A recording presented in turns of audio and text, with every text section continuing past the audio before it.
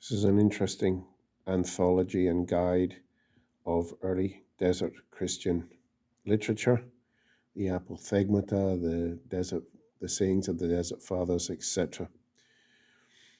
Of course, they're not infallible guides. I have the 4 volumes of the Evergetinos, and there's great treasures in there, but yet some things that would make one wince as well. They were products of their day and their thinking, just as we are products of our day and our thinking. Where I want to go with this today is to pull out, forgive me,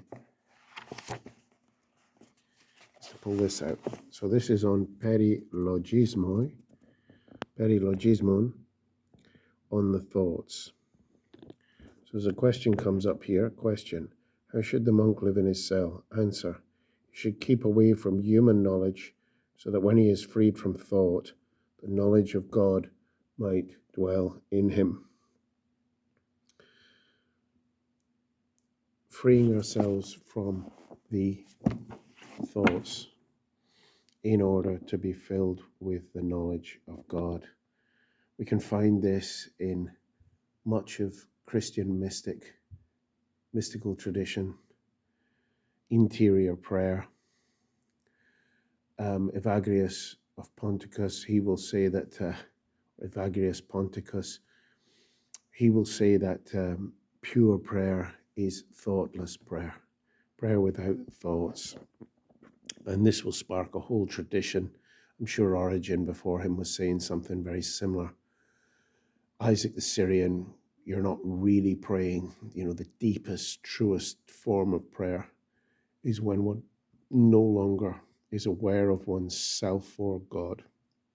There is simply experience, sublime experience of reality. So getting beyond thinking, and again in the West we have the cloud of unknowing tradition. I'm sure there's more to it, but this early hour in the morning, that'll do fine. We've centering prayer emerging in the West and all the rest, and just the interest in mindfulness in these days is testimony to that idea. We won't find true, I think, so I think this is something that I'm finding Buddhist meditation can help with. Because it's all about investigation. It's all about, okay, get still, get quiet. Okay, how? With focusing on the breath, with focusing on the body sensation, Vipassana insight, accepting reality as it is in the here and now, not using the imagination or allowing the imagination to run wild, but if it does, just observing it, letting it pass away. These are the things that are very useful. I say even for a Christian, to get to that still spot that the Desert Fathers were talking about, perhaps more easily, perhaps more directly. Just as the early Christians used Aristotle and Plato to try and make sense of Christian theology, to try and make sense of Christ and the mystery of the 3 persons and the unity of God and all the rest of it. They made use, or the Eucharist, they made use of Aristotle, Plato.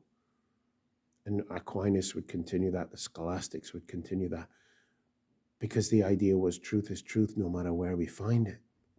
So also the truths in the Hindu world, in the Buddhist world, in the East, of Confucius, Lao Tzu, etc., are truth no matter where we find it. Just as these chaps were so aware that the truth of salvation is to be experienced, the truth of God is to be experienced. You won't learn it on a bookshelf or a university only. So the Buddhist monks say, look, you won't find Dharma on a bookshelf either. You must investigate it within you. The Dharma is within. We are the Dharma. In the moment-to-moment investigation of reality, in the quieted, stilled mind and heart. I'll leave it there hopefully that is useful.